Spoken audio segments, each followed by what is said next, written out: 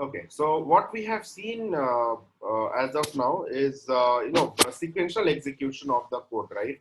So first of all, what is a function? So function is nothing but a block of code which you want to execute by calling the function. Okay. For example, as of now, whatever code you have written, let's say if I want to print hi, uh, just a second, just give me a minute.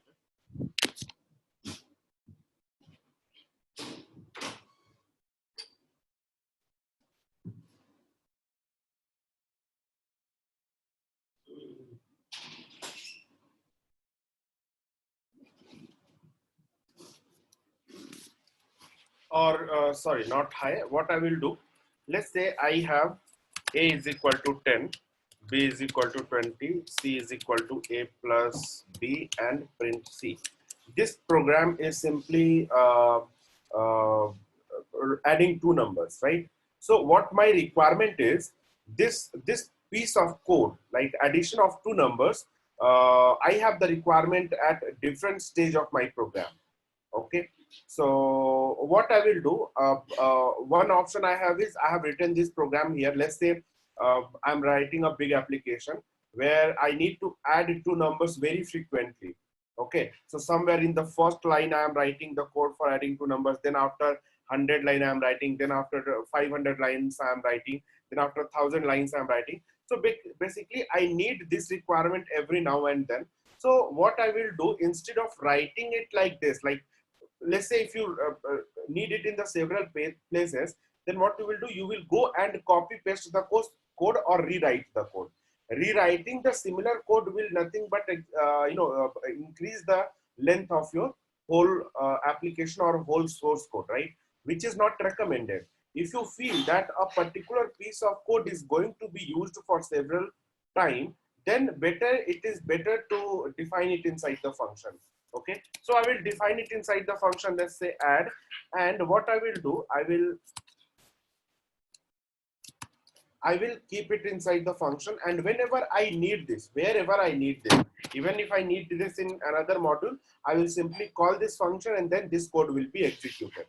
Okay, so what I can say, the most important use of the function is what? So the most important use of function is code reusability. Okay, you can reuse the code, and this most of the programming concept which has changed over the time is based on actually on this concept only. Okay, code reusability is the very important thing. Okay, if you are reusing the code in your application or in your code, in your source code, that is something like considered as a crime in Python, in any programming language actually.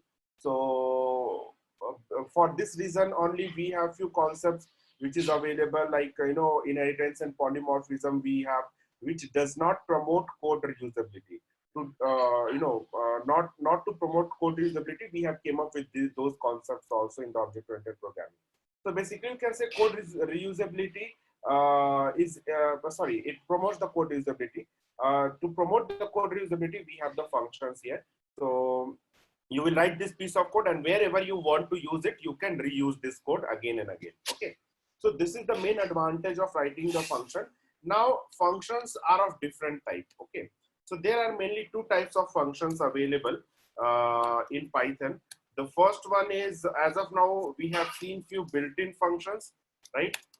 Built-in functions, and user-defined function.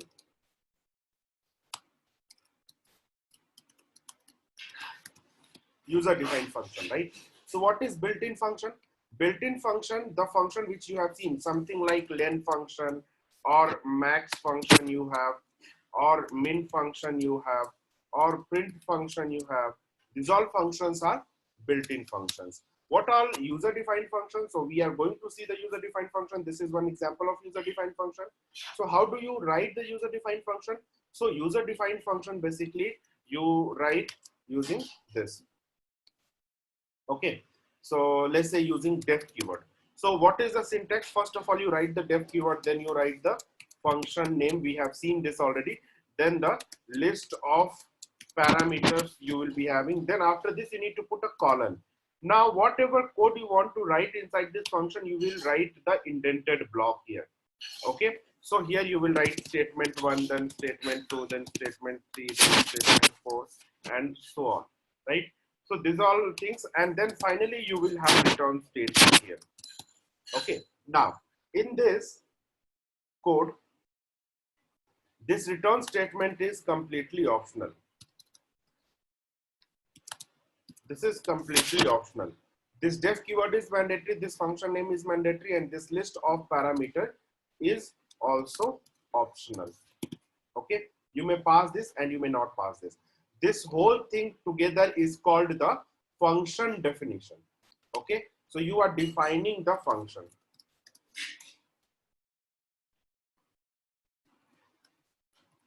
Function definition. Okay, now there is something called function call. How do you do the function call? So function call is done using the function name. So first you will write the function name and the pair of parentheses, and if you have some list of parameters, if you have passed few list of parameters, then you will write some list of argument also here. Okay, fine. So this is how we do the function call. Now, when a function is executed, so see, when you, let's say you have written this code in line 1, okay, and you are going to call this function at line 1000, line number 1000. So at line number 1000, this function call will happen, and then this function will be executed, and whatever value you have returned, that value will be returned to this place. Now, what is the significance of having the return statement? So you might have seen, let's say if you have a string str is equal to str is equal to let's say Python. Okay, now we have seen few functions in str, right? So let me do one thing, print dir of str. We have seen few functions. I will take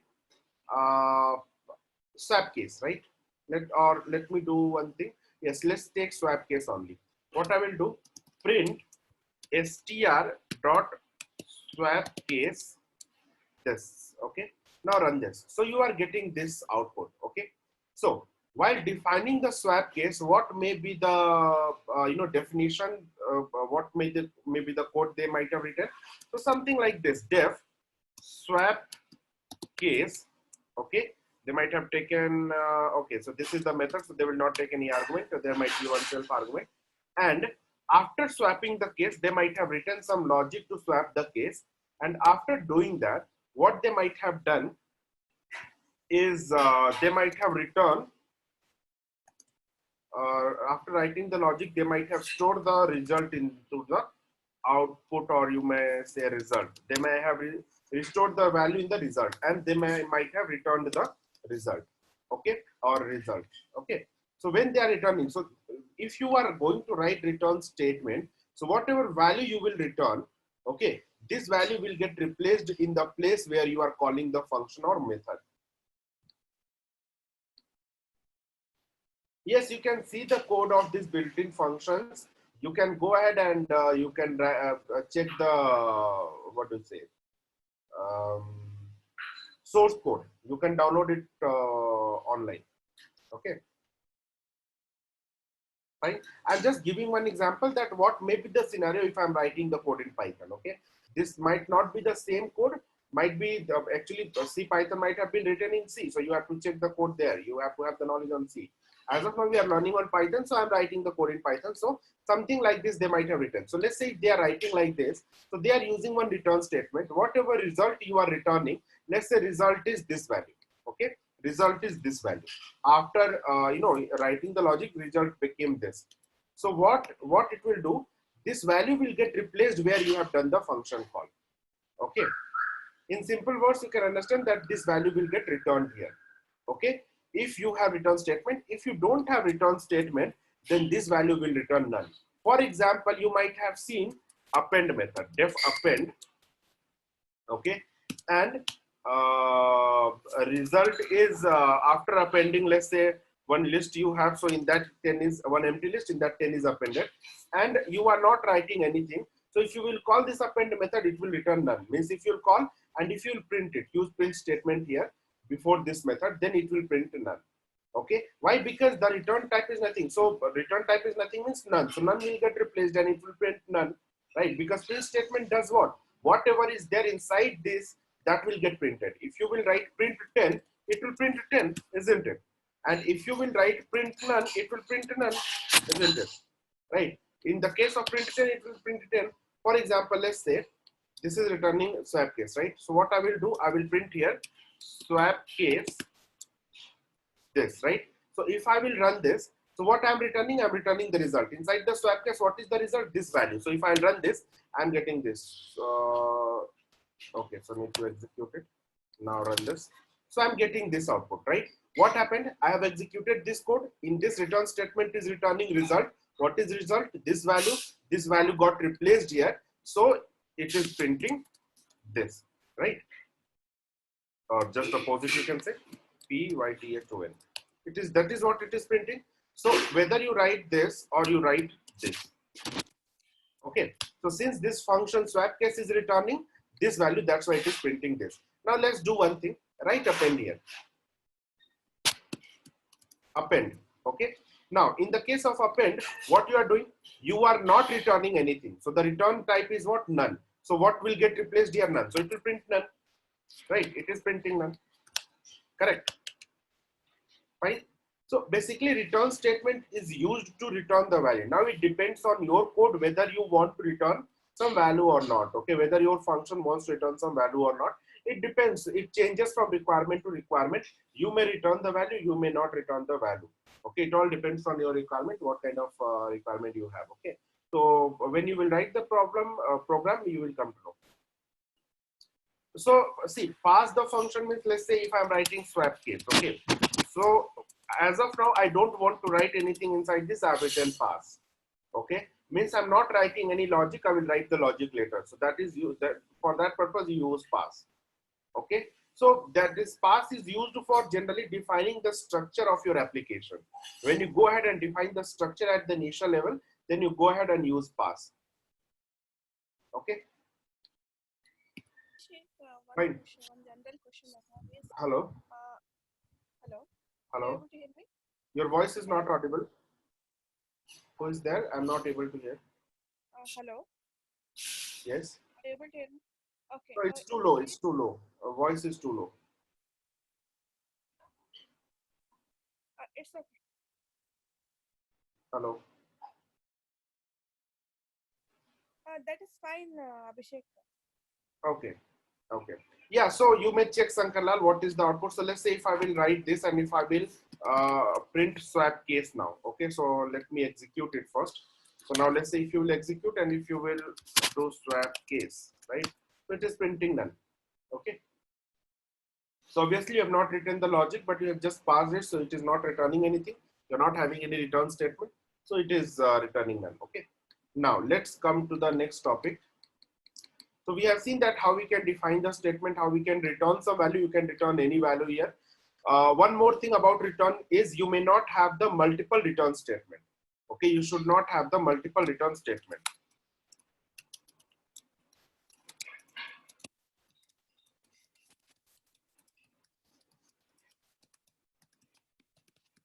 If you will have, it will not give you the error. Okay, but it will consider the first return statement. For example, def f1 if you will say, and if you are writing return 10. Now basically if you will print press enter, so it will not allow you to write in the same Python same function. It will go to the normal execution of the code. But if you want to write, you may give this return 100. Then you may give like this return 200. So now if you will call, let's say print f1. Okay, so basically it is going to return you 10, the first value only. Okay, the other two values are ignored. What are all the data type return can return? It can return any data type, Chitis. It can return any data type. It can return any value actually. Okay. So Abhishek, one question. So if we have to return multiple values from the function, is there any way to have Yeah, that? there is a way. If you want to return multiple values, you can do like this. Remember, this will return a tuple. Okay, means all these values is inside the in form If you see, this is a tuple. If you will check the return type of this function, it will show you tuple. Okay, we can't mute, we can't use that value for changing that, right? Output. Sorry? So if it is coming as a tuple, suppose, see, if I'm using this function down the line, as I said, after 1,000 lines, and I want to again uh, have some operations on the output value. So, but if the function is returning multiple values, then it will be in a tuple. So then I need to change the tuple to like maybe list. Then I can operate other operations on that, right? Yeah, you can do tuple unpacking also. Let's say if you want to do individual values, so you can do that tuple unpacking from a big function. Now if you and take individual values, right?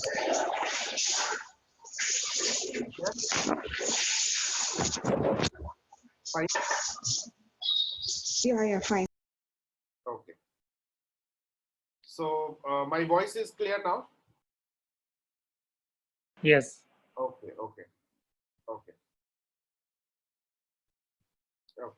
So you can have multiple return value in a single return statement.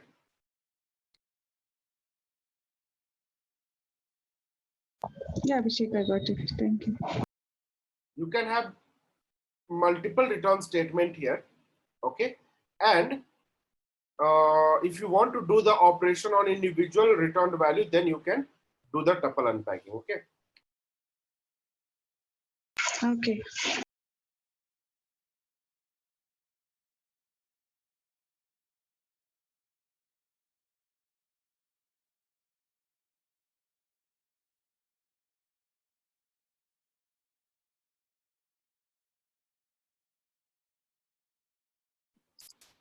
Okay, so this is about the return statement. Now, next we have is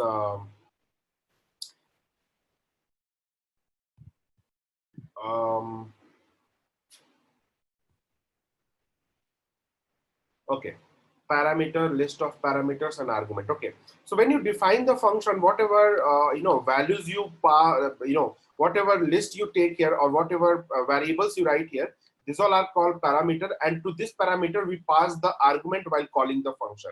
Okay, so while calling the function, whatever value you pass here, that is called the argument. So we are passing the argument to the function, and remember always that return statement is output to the function.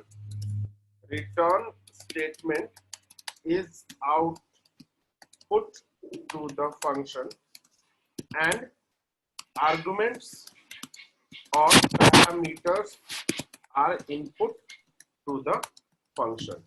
Okay, if you think a function, this function, as some machine, right? So this function takes some argument, means input, does some operation on that and gives you the output, right? So if you're writing return statement, then it is giving you the output, some result it is giving, right? So that's why it is considered as output, and this list of parameters or argument are considered as a input to the function. Now, when I say that here, whatever you will mention, let's say if you write a comma b, this will be parameter, and here if you write 10 comma 20, 10 comma 20. So these all are the argument, but they are used interchangeably. So don't break your head on this, like what is parameter and what is argument. So, but for conceptual purpose, this is called parameter, this is argument, and we can use it interchangeably. Okay, so there is no problem in that. Fine. This is now, there are different types of argument we have. Types of arguments we have. Okay, what are types of argument we have? So first of all, we have the positional argument.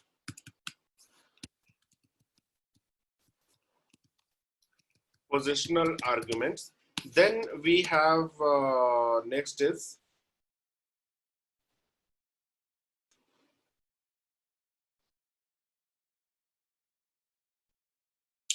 yes, keyworded argument.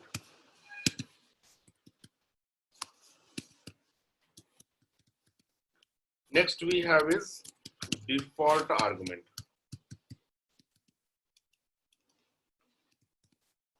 And last one we have is variable length arguments. Okay, so these all are the different types of argument, and in this we will start with the positional argument first, and one by one we will cover all these arguments. Okay, so the first one is positional argument. Let's see what is a positional argument. So name itself specifies that something related to position. Okay, so for example, let's say if you have a function f1, in this you have few argument a comma b comma c comma d, and you are doing some operation, something like print a,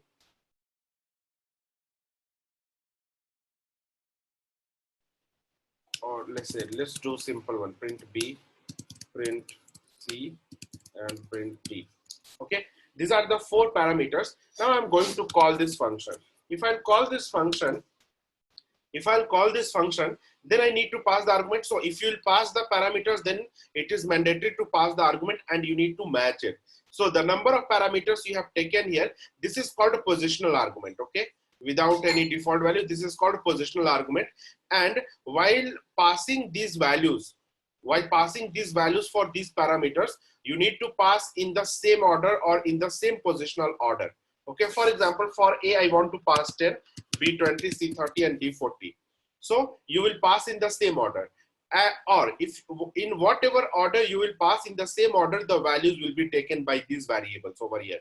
For example, I'm passing 40 here, I'm passing 10 here, I'm passing 20 here, and I'm passing 30 here.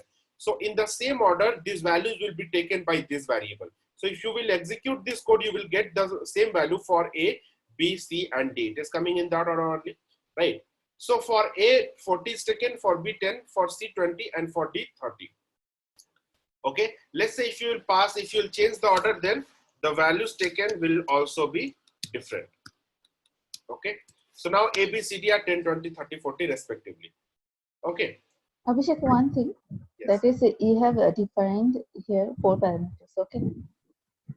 And you are passing 4 parameters. If I pass 3 parameters, then what will be happen with D? Yes. Number of parameters and number of arguments should match. Okay, if you will run this, you will get the error. What error you are getting? If missing one required positional argument. Okay, so 3 is missing one required positional argument. Not only this, if you will pass some extra value also, this will also give you the error. If one takes 4 positional argument, but 5 were given. Okay, fine. Okay, so the number of positional argument should match with the number of positional parameter, and the order should also match. The order in which you want to pass, in the same order you should pass the values. Okay, fine. I hope this is clear. Any question from anyone?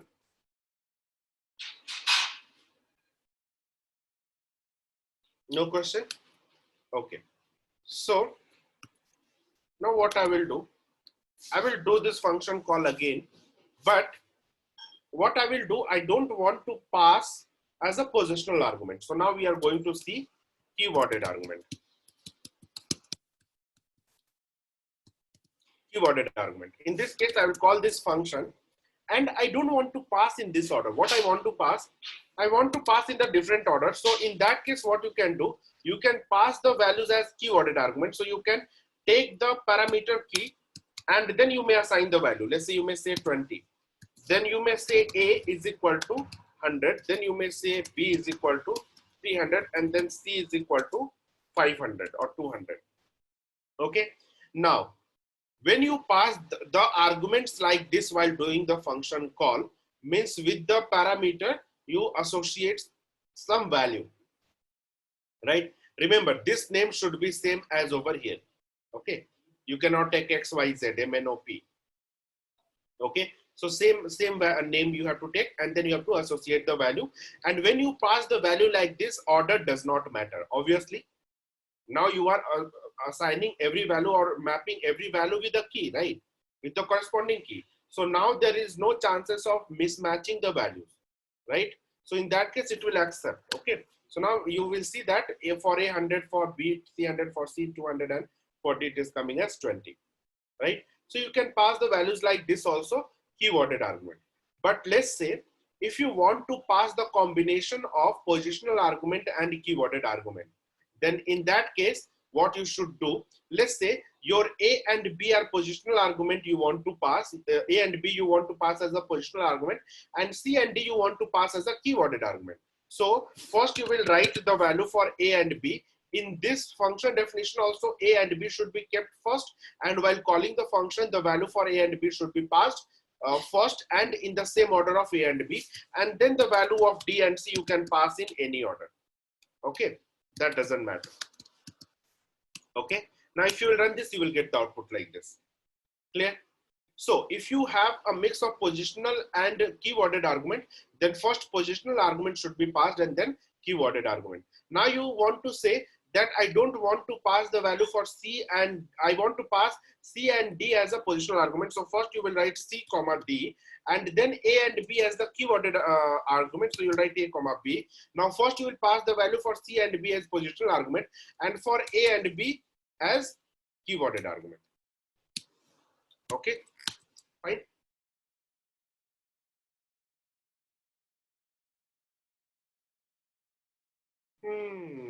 C, D, A, B. A, B. What happened? Where is the error?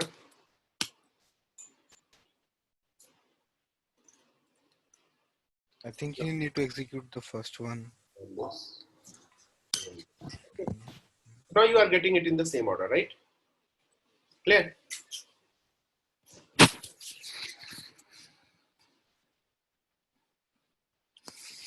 Fine. I have one question, Abhishek. Yes, go ahead. So in case of positional argument, supposedly we specify ABCD as argument for the F1 and we pass XYZ, something like this, while doing the function call. Is it possible? You are saying ABCD you have mentioned here and you want to pass XYZ over here, right? Yes, as a positional argument. All So, are positional. positional argument. Yes, then it's possible, right? No, I didn't understood how you will pass as positional argument. Positional argument is not mapping the value with some key. Oh yeah, okay. Mapping some value with the key, then it will become keyworded argument, right? Okay. And in that case also, let's say if you are making this as X and Y, so it will tell you, if will give you the error, right? F1 got an expected keyworded argument X, unexpected keyworded argument X, which is not defined, right? Okay. So this is clear. How can we make the argument as optional? We can set the default values inside the function, right? In that case, we can make the parameters optional. Don't go too fast, Sankat. Okay, we are going to discuss everything. Okay. Anything else? Any other question from anyone else regarding this keyworded and positional argument? No, there is no call by reference or call by value in Python, Gayatri. There is only one thing, call by object in Python. Okay. There's no concept of call by reference and call by value. You call every time you call the object. Okay. Every time you call the object. Hello, Abhishek? Yes. Over here you're in the keyworded arguments you have written 10, 20 and then A and B.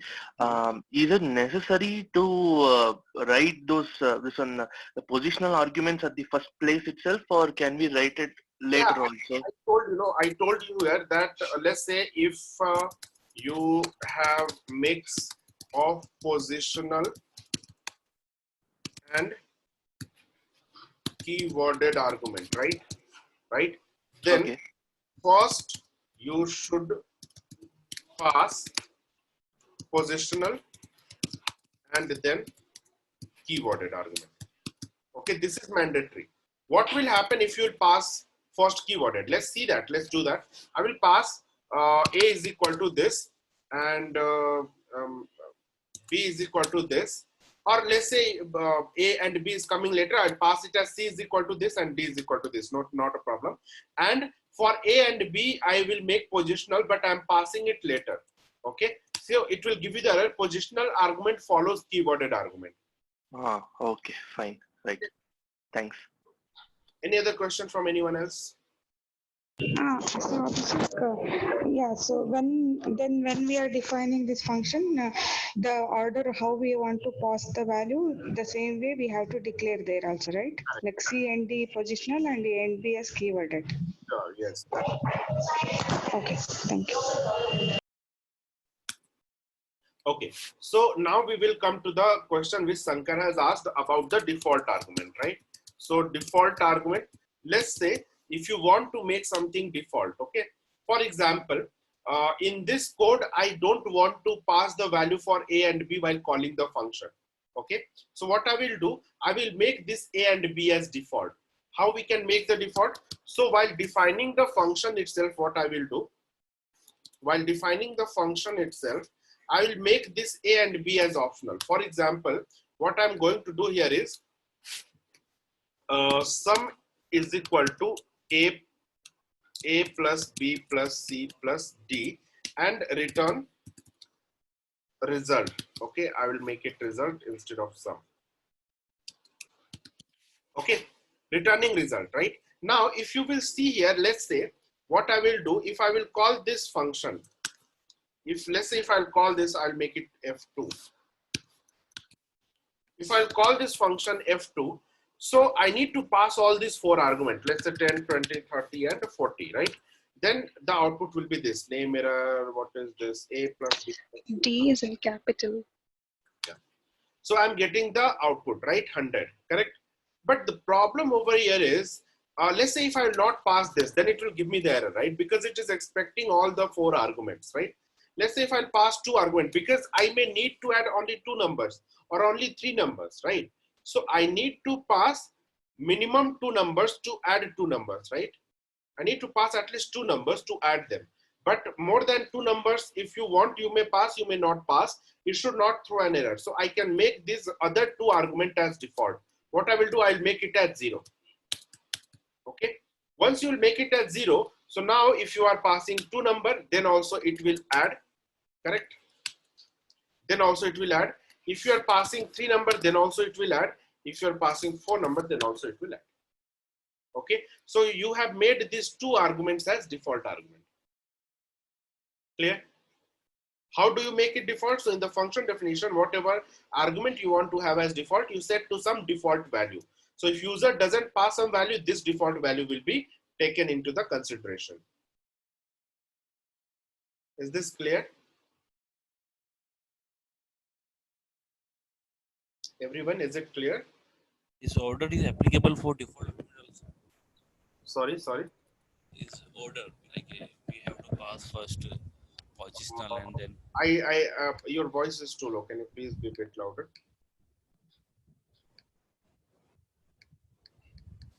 Dipendra, can you ask the question again?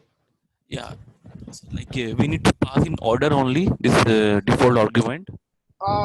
No, you may use keyword argument, default argument, anything. Okay. So let's say, okay, so you have your default argument, right?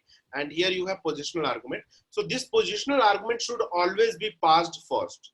Okay. Let's say for this positional argument, you will not pass one value, then it will give you the error. Okay. F2 missing one required positional argument. Positional argument is always required. You cannot miss it. So these 2 arguments you should pass by default. Okay. And then when it comes to this should always be passed after positional argument only, like keyworded argument. And it can be passed in any order if you are passing it as a keyworded argument. For example, B is equal to 100, comma A is equal to 200, not a problem.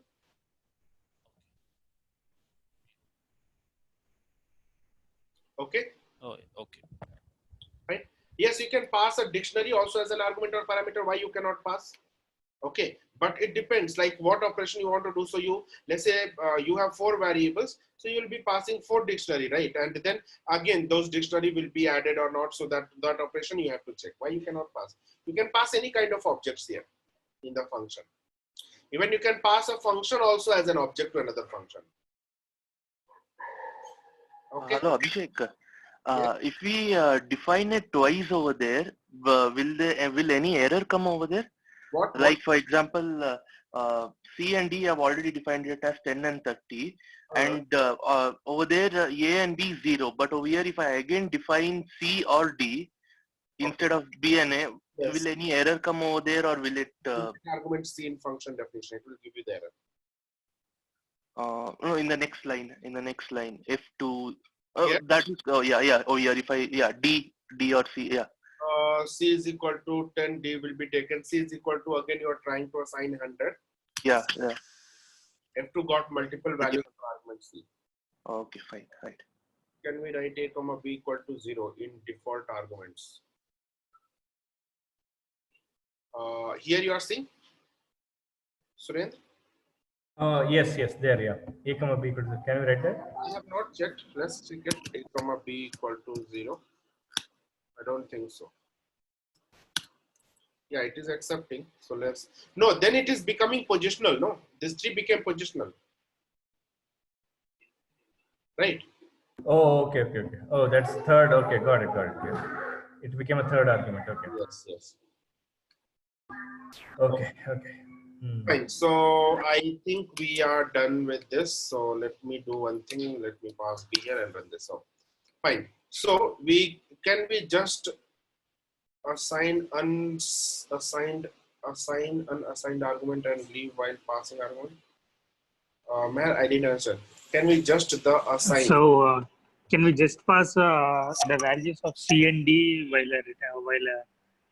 since we have already defined A equal to 0 and B equal to 0. So just pass 10 and 30. Yeah, you can pass only C and D also. C, D, A0, B0, run this and then run this. Yes, okay. Yeah, okay, thanks. So this is what it is used for, because you may add 2 number also, 3 number also, 4 number also. So at least 2 number user should pass. If you will not write this, then user has to pass 4 numbers, right? But user may have the requirement of adding only 2 numbers also, right? So in that case, rest all argument you will make default. I'm getting error multiple values for arg A. Arg A, you shouldn't get it. You rerun this code and then rerun this code, okay? Fine. Abhishek, one question. So can I make all the values as default values? Can I assign the default value? Yeah, And later I can pass only 1 or 2, whatever I need? That is also possible, right? You can do that. C equal to 0 and you may not pass a value also, okay? So remove this value and run this, okay? F2 missing 2 required positional arguments. You need to run this and then run this. So you are getting 0. You are not passing any single argument, but you may pass value also. So let's say if you will pass 1, then in this case it is giving you 1. Okay, yeah, thank you. Fine then. So next we have is variable length argument.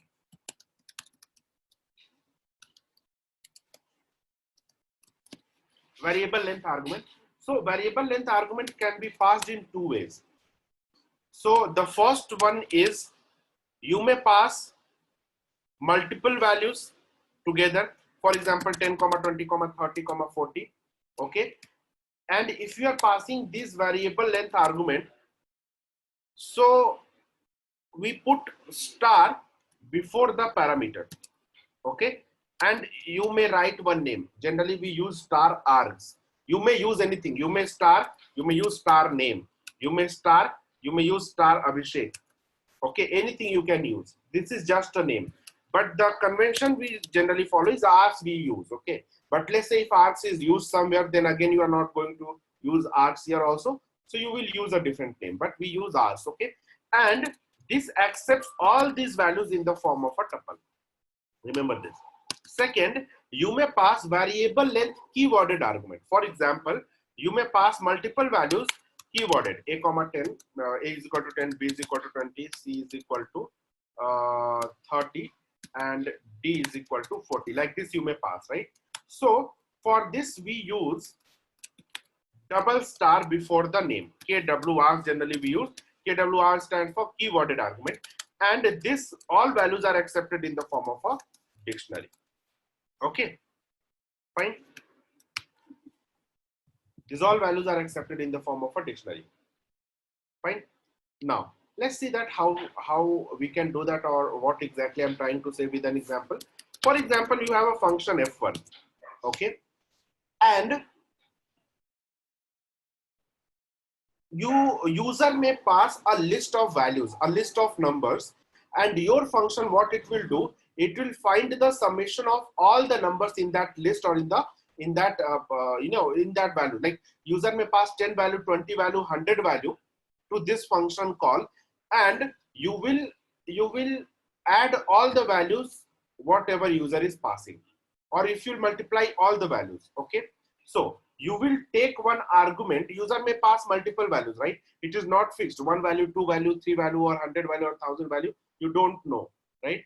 User may pass any number of values. So in that situation, you will take one variable, and before that variable name, you will write star. Now, whatever you will pass while calling this function, that will be taken in the form of tuple. So if you will print here type of args, then it will give you tuple. If it is a tuple, then I'll be able to run the loop on this args, and I will be taking one variable result is equal to 0. I want to add all these values, so I will write result is equal to result plus I, right? And then I will return result, correct? Now let's call this function. I'm calling this function f1 with one value. Okay, I'm calling this function with two value. I'm calling this function with three value, then four value.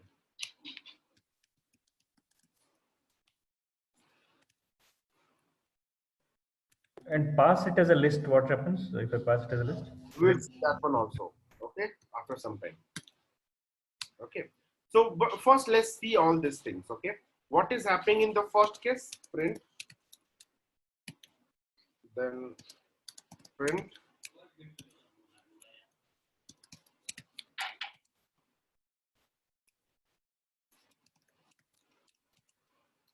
and print. Okay, as of now we are passing multiple values, right? So let's see the output. If you are printing, for every time it is printing tuple, right? So this args is a tuple, right? Now if you're passing one value, it has kept it inside the tuple. So basically it has become 10 comma, and then you are able to iterate inside this tuple, and then you have added the result. It is 10. Now you have passed 10 and 20, so 10 and 20, 30, 10, 20, 30 is 60, 19, 20 basically consider it as a 10. So 10, 20, 30, 40 will become 100, and 50 will become 150. So this is what the result you are getting, right? Clear? So basically what you can understand, that if you want to pass, when you want to call the function with multiple argument, then you will write here star r. This is called variable length argument.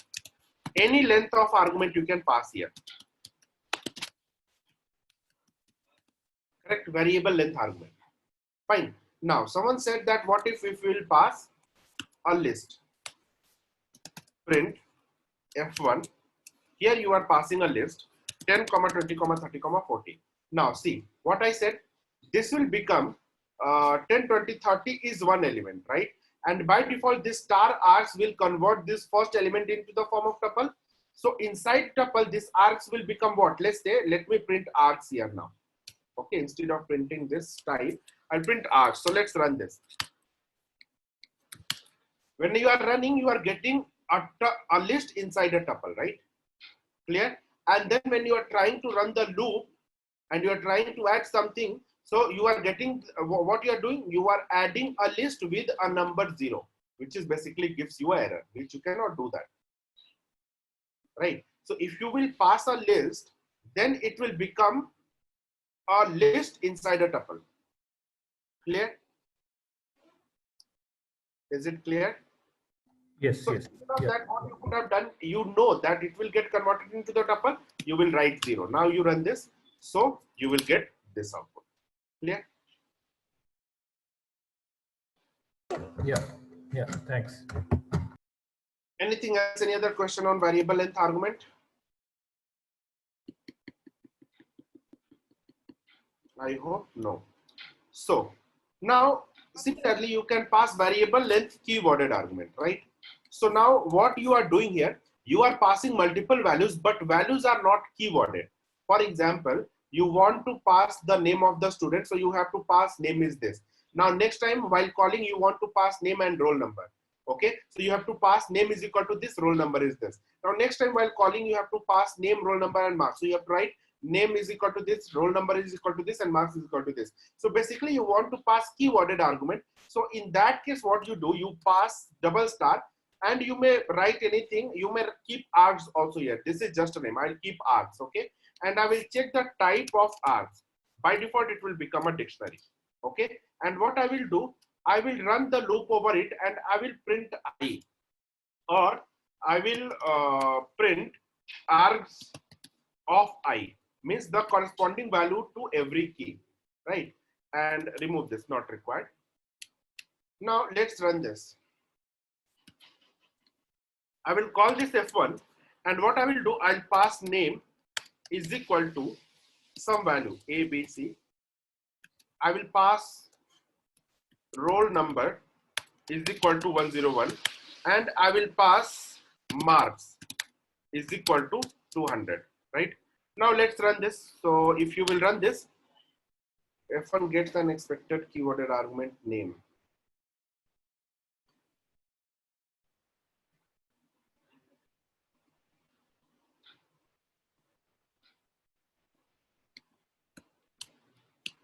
Because of this, no, it should be variable, right? So for I in R.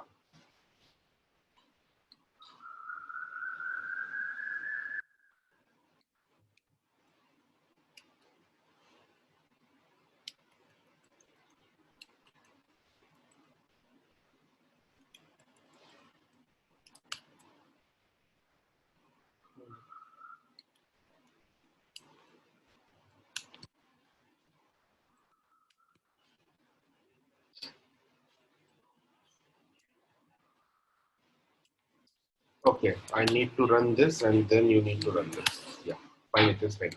Okay, so when you are printing type of args, it is dictionary, and then you are getting your name first. See, so when you will go inside the dictionary, I will pick the any key, right? It has picked name, right? So args of name will be what? ABC. Then we'll go inside this, it will take the next key, roll number. So args of roll number is what? 100, and then it will take the next key, marks. So args of marks will be 200. Okay, so this way you can pass the variable length keyworded argument.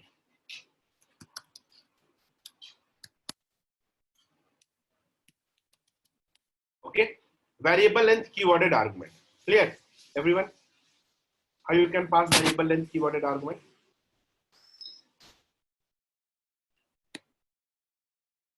Any question? Hello. Abhishek, one question.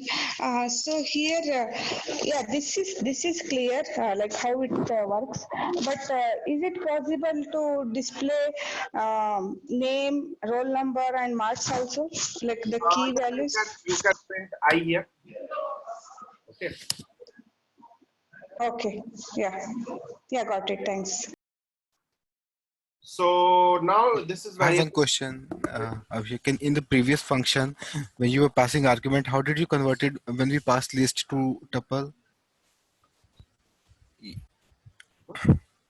No, in the before statement, in the fourth line, you converted args. No, in the previous one. line number 4 here. Yes, this one. Yes, you converted the list to tuple. How did you do that? See, I didn't converted list to tuple. List is list only. Okay. This got converted into tuple because whatever you pass in the variable length argument, whenever you will keep star before a name in the function parameter list, that will accept the value in the form of a tuple. Okay. Okay. But when you were printing the result in the for loop, how did you converted this part?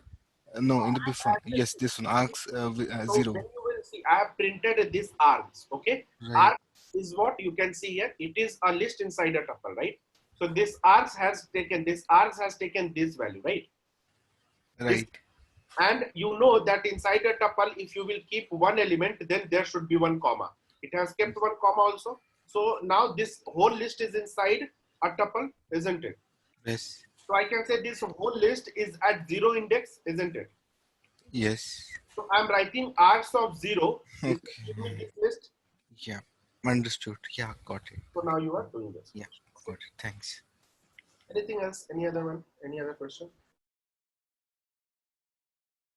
So in that example, whatever you just explained, so we are applying loop on the first element of first index of the list. Not list. Tuple. Yeah. Yeah. Anything else? Okay. Is it clear for everyone? Any question? Please confirm. The first variable length argument star args. So Yes. can we pass keyword argument also there, like a combination of both? You are saying here, can you pass keyworded argument? Yes. In the case of star arts, I don't think so. Let's say I will pass A is equal to this. So uncomment this, run this. Yeah, it is taking, but how? So let's see that. A is equal to this value. And if, oh, it has taken it as a dictionary. Yeah, it has taken it as a dictionary. Args type is coming as a dictionary. And then you have done for I in Rs of 0. Let me print Rs. No, there should be some problem. I think it is executing previous one. 1 minute. Let me execute this. Yeah, no, it is not accepting. Previously, it was using this F1. Okay, when I called this, so I didn't rerun this. So it was taking this F1. So this was giving you dictionary because here I have used type function. Okay, here I have not used type function. It should print me the result. It is not printing it. So you cannot pass, when you are taking variable length argument star art, you cannot pass keyworded value here. Okay. Thank you. Clear. Okay. Anything else? So we are done with the types of argument. What you need to do is, you need to define one function called contact. This contact function will take name and phone. Okay. Now you will, this is the function definition. Okay. Now you will print this name and phone over here. Okay. Name and phone. Okay. You are printing this. Let's say this is one contact application you have developed, which is taking name and phone from the user. So if you will call this contact function, then you will pass name and phone. Okay. Some value of name, let's say ABC, and phone you will pass some number. Okay. Fine. It is fine. Now what you did, your client came and he told that now what I want to do is, I want to make some changes into this code. Now I want to take the address also of the user, right? You will take one address function. Okay, so you are not going to make the changes to the existing code, right? Because it may affect the other part of your program. So you will define one more function address, and you will ask the client to make the changes in client side code. You will ask him to call now address function. Now, when he will call address function, so it will print all the information as well as it will take the address also. For example, it will take city, comma state, comma pin, comma comma. It will take some keyworded argument, KWRs. Okay, fine. And you will print city state name here. So this function is advance of this. So basically you will print city, state, and pin, as well as now you will call this contact function from here. Okay, and you need to pass this two argument. How you will pass it is your call. Okay, you have this name and phone over here in the keyworded argument. Okay, so you will call this state and you will call this contact function from here. Okay, now client again came and asked for one more requirement. So basically here you will pass city, state, pin, name, and phone. All these values you will pass. Okay, fine. So these three values will be taken here because this is positional, and rest two values will be passed as a keyworded argument, and that will be taken here. And these values you will pass inside the contact, right? Now client came with one more change after a few years. Now he wants to take the email ID also. And what you will do, you will ask him to call this email function, and here you will pass all these values, okay, along with email, okay. So you need to define one email function. You will write one email function here, and you will take email, and rest value you will take in double star KWRs1. Okay, so you will basically print email here, and you will call address function from here, okay, with city, state, pin, name, and phone. Understood, everyone? Everyone, is it clear, the question? So first write this, then write this. Once this is done, make the changes to the existing code, write this, and then write this. Once this is done, then make the changes to existing code, write this, and then this. Is it clear, everyone? So try this code. 9:21. I will get back to you in 5 minutes. Okay. Try this code, and then we will move to the next topic. Everyone has understood the question? Please confirm.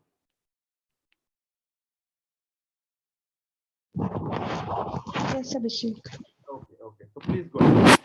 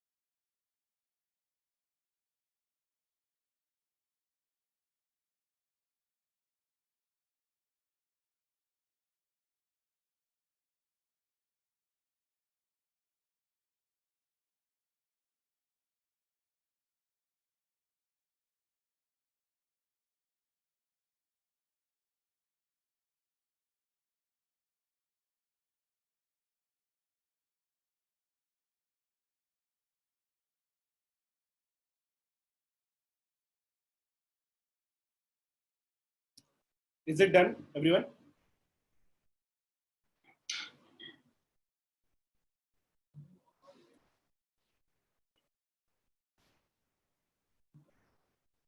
Anyone who has done this?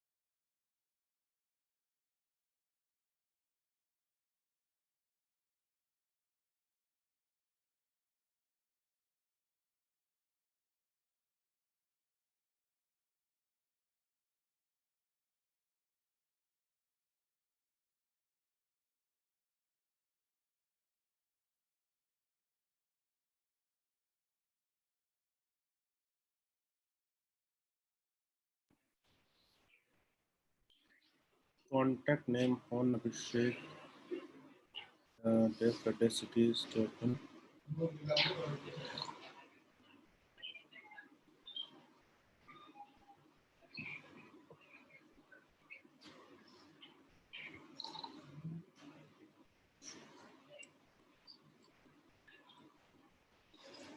Yes, something like this. N is equal to, you are passing this, and M is equal to this. Then while calling, you are doing this. Yeah, done.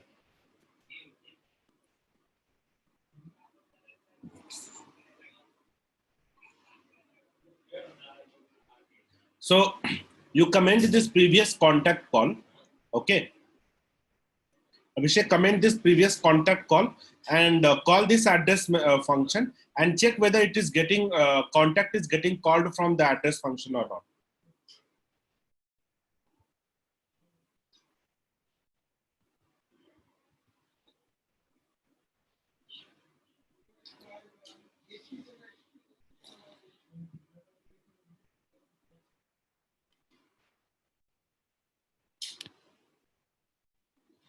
Anyone else?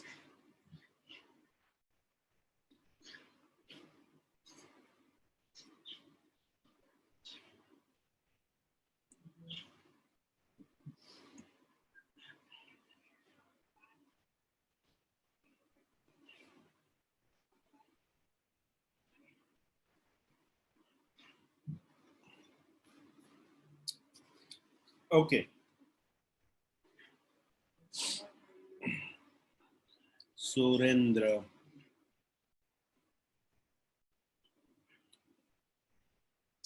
T dot keys if you are doing, so it will create the list of keys and then you are assigning the keys and then with that keys you are passing the values.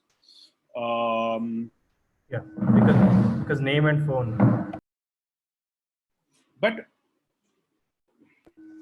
Yeah, name and phone are the. will be the error. Oh, Check.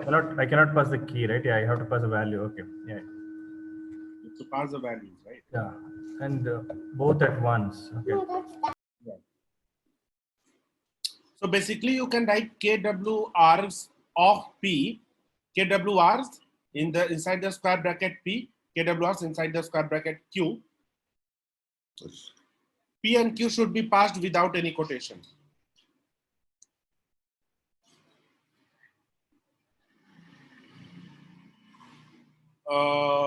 Okay, so Dipendra has done this. Name, phone, email. Name, phone, address, city, name is equal to.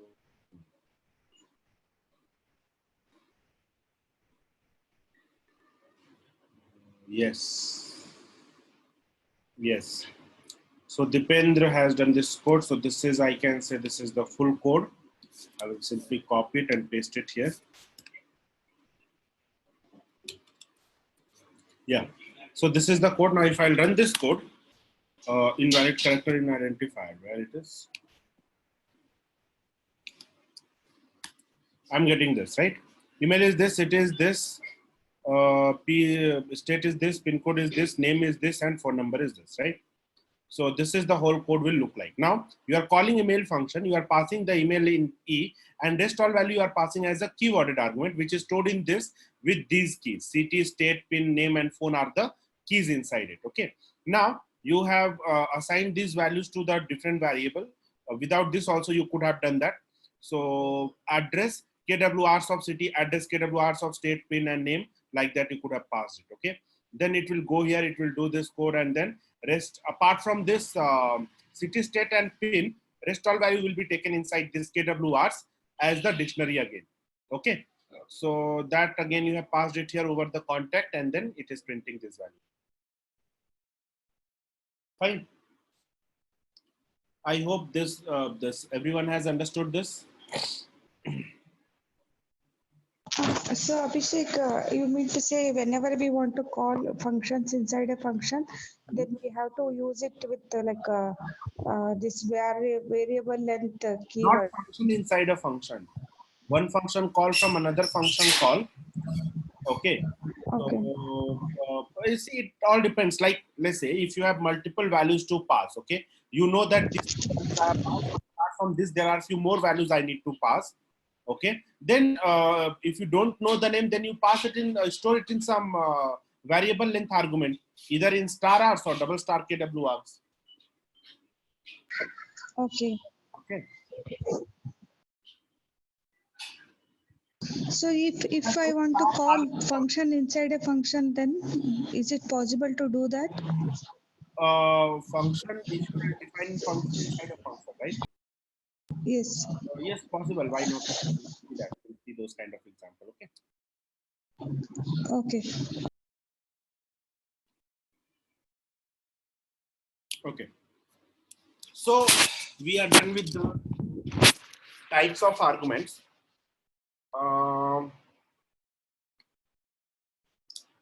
Now next we will cover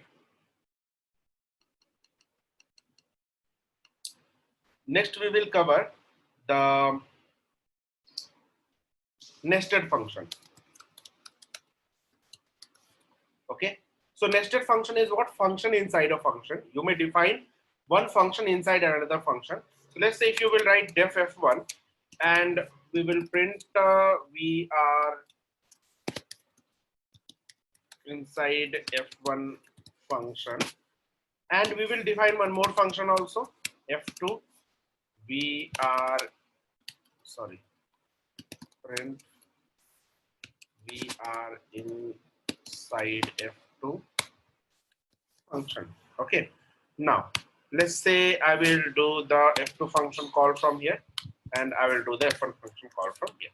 Okay, now you are calling f1 function from here. It is calling this, and then it is coming to this. It is executing this line, and then it is calling this, right? So this is how this function is defined. Now this f2 function which you are calling, it cannot be called from outside of the inner function. Okay, let's say if you want to do this, If you want to call F2 from here, you cannot do that. Okay, fine. You will Yeah. not be able to do that. Clear? Yes. Fine. If you will print F2, nothing. Okay. So basically, it should print this. We are inside F2 function, right? You will not be able to do that. Now, let's say one more thing. I have one variable A is equal to 100 and B is equal to 200 and I have C is equal to 300. Now, if I will print C, I will be able to print the value. If I will print B, it will give me the error. Where it is? Okay.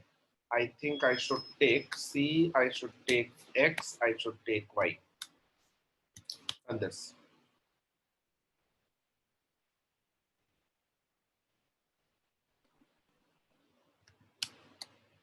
Yeah. Run this. So you are getting name error. Name X is not defined. Why it was taking B is equal to 200? Because it was B was defined somewhere here. Okay. Here.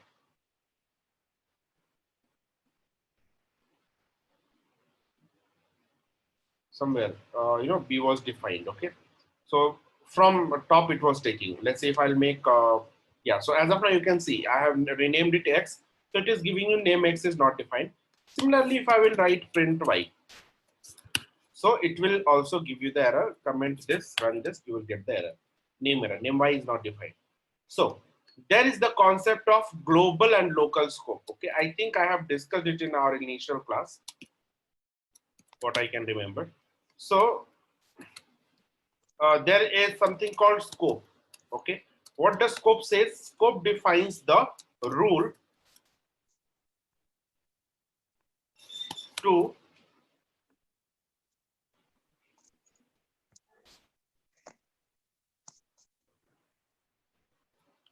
look for a variable inside different name spaces.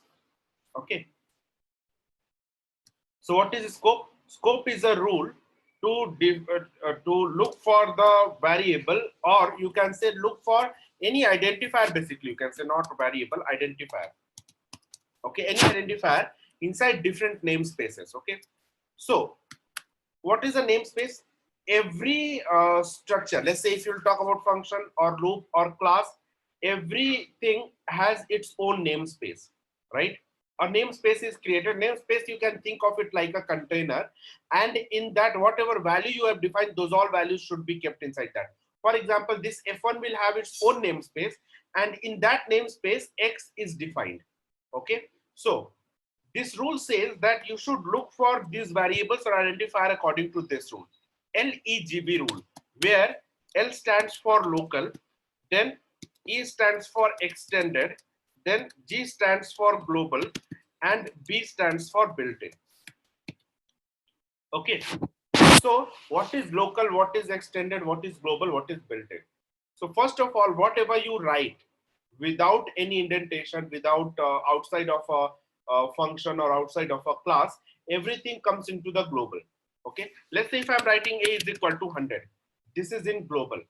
Okay, now let's say if I'm writing def of F1, this line is in global. But if I will write B is equal to 200, this is in local. So this is coming inside F1. This B is coming in the local namespace of F1. Okay, so this is local to F1. Now let's say I will write the same code, and so I can say this is local to F1, and these two are global. This is also global, right? These two lines are global, this is local. Now let's say I've defined one more, def F1 or F2, and here I will write C is equal to 200 or C is equal to 300, right? So this line is also local. So basically the same thing will come here.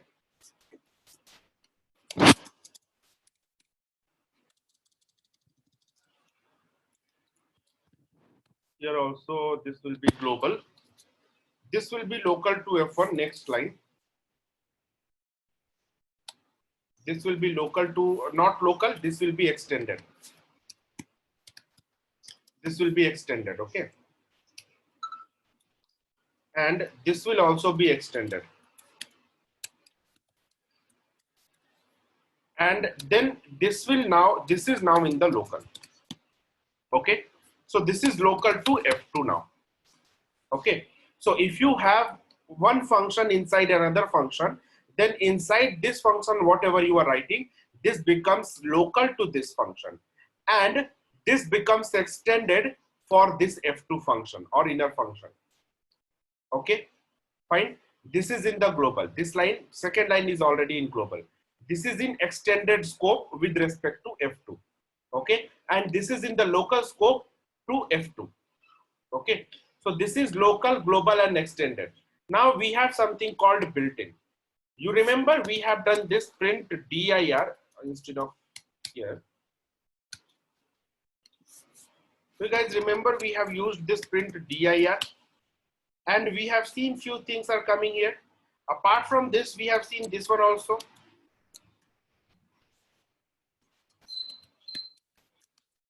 Built-ins, right? So all these things comes by default. You don't have to include any header file, or you don't have to import any module, right? But if you will see dir, so here it says that what all things are available for you to use in current scope. Okay, in current scope, or you can say in the built-in scope. Okay, so as of now, for me, if I will look, math is not there, right? What I will do, I will write math here now. I will import math. From math, import pi. Clear? So now this pi, now if you will check dir, print dir, so you will see pi somewhere. Where is pi? Pi is there, right? So if now pi is imported, so now you can use pi. Okay, so remember this, if your program is trying to access some value associated with a variable or attribute, then first it will look for that value in the local scope, means inside inner. If it is not found, then it will go to extended. If it is not found, then it will go to global. And if it is not found, then it will go to built-in. Okay, so let's say if I will copy this, I'm copying this, okay? And here inside this F2, I'm trying to print A. Okay, so will it print the value of A to me if I will call F2 here? Let's see if I'll call F2. Will it give me the value of A? Everyone?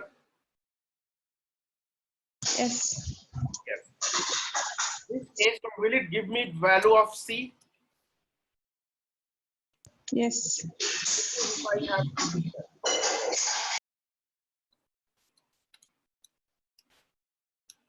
let's say if I have C here is equal to 400. What it will give, 300 or 400? 300. Because always when you start looking for some variable, it will always look for it in the local scope. So this C is equal to 300 is in the local scope. So it will give you this C is equal to 300, this value. Okay, though this value is there, but it will take this value only because it is there in the local scope. If it is not there, then it will go to the extended and go to the global. So let's say if I try to print A, it will check for this A in the local scope. It is not there. Then it will go to the extended scope. It is not there. Then it will go to the global scope. Yes, it is there. So it will take this global value. Okay, so let's run this. So for A, you are able to see 100, it is taking this value. And for C, you are able to see it is taking 300, not 400. Let's say if you will remove this, then it will take 400. Because in local it is not found, but in the extended it is found. Now let's say if you will try to print the value of pi. Okay, I have imported this pi already here. I have imported this pi, right? I'm trying to find the value of pi. So will it give me the value? Yes. So if you will try to print the value of pi, it will give you this value. Okay, fine. Now I will try to print the value of nan.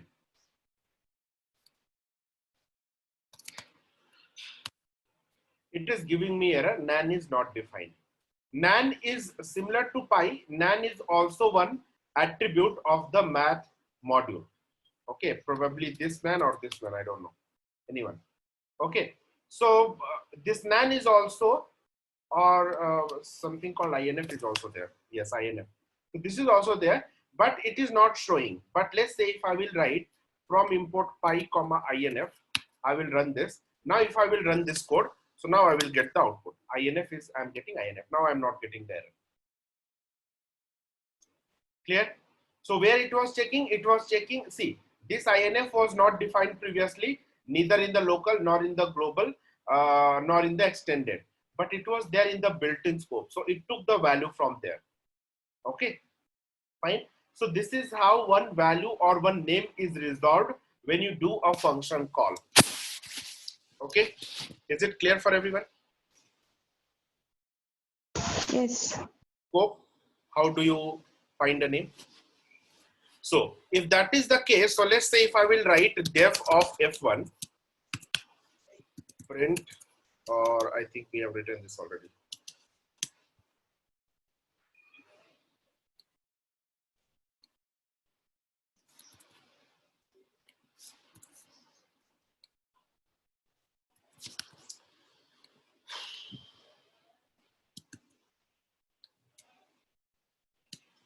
Okay, if I run this, it will give me this output. But if I want to run this, it will give me only this, right? Now, if I want to call F2, will I be able to call F2 from here? No, it is local. No, because see, if you will try to call F2, then we are in the global scope. From global, it will go to built-in. It cannot go down. See, this arrows always go from L to B. Never you will come to B to L. Okay. You will never come from B to L. You will always go from L to B. Okay. So currently you are in global scope. So from here you can go to built-in.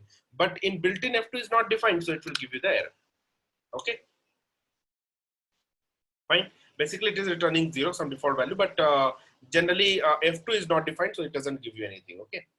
Or generally it tells you that F2 is not defined. Probably F2 somewhere I have defined here.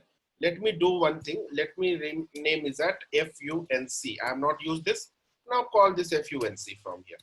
Run this. You are getting name FUNC is not defined. Okay. Fine, everyone.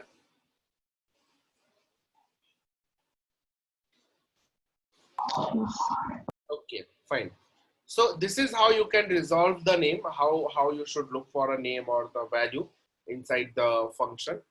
I'll end this session here. We'll meet tomorrow then. Sorry, not tomorrow, Monday. Hello, Abhishek? Yes. Hello? Yeah, Abhishek, I just had one doubt. Over here, you have written at last you have written function, right? If you give an indentation over there, will it again read it by any chance? Where you are saying, where you will give the indentation? For the function, yeah, for line 9. Yeah. Will it read it? No, see, once this is done, you have done this global function call, it will give you indentation error here, first of all. Indentation error it is given. Because after you have written in the global scope, everything should come in the global scope only. Unless it is a special kind of statement, like for or function definition or class definition or if. Okay, once it goes to global, it won't come back again. No. Okay. Okay. Yeah, fine. Anything else? Any other question? So how to access extended value from local? Extended value, you can extended value. This is extended, right? This is extended. And if you want to access it from local, print X here, you will be able to access. No. Assume like y is 200 in local and y is equal to 200 in global. Extended. Okay. So I want to access extended value y. Yeah. So there are keywords. Okay. So what you can do, this value you want to access inside this. Yes.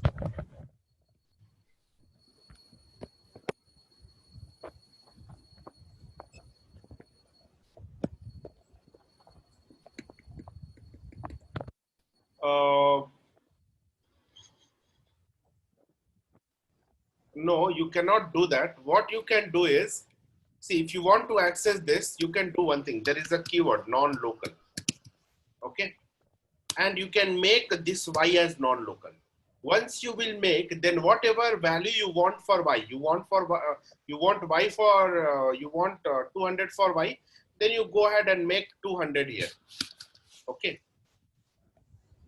Or you can say non-local y and access y here. Okay.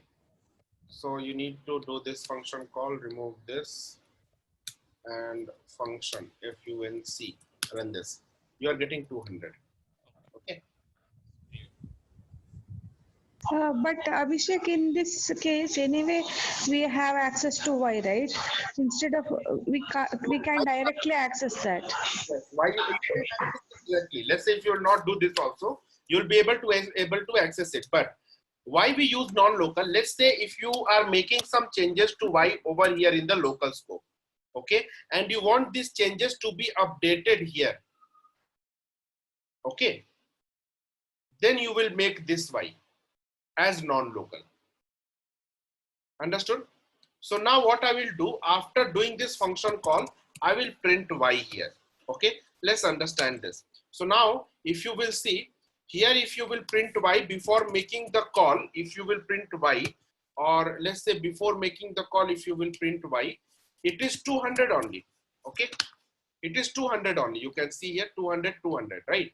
But after making the function call, once you went inside this, it is printing Y here. And after coming after this, if you are printing Y in the extended scope of F1, it is printing 1000.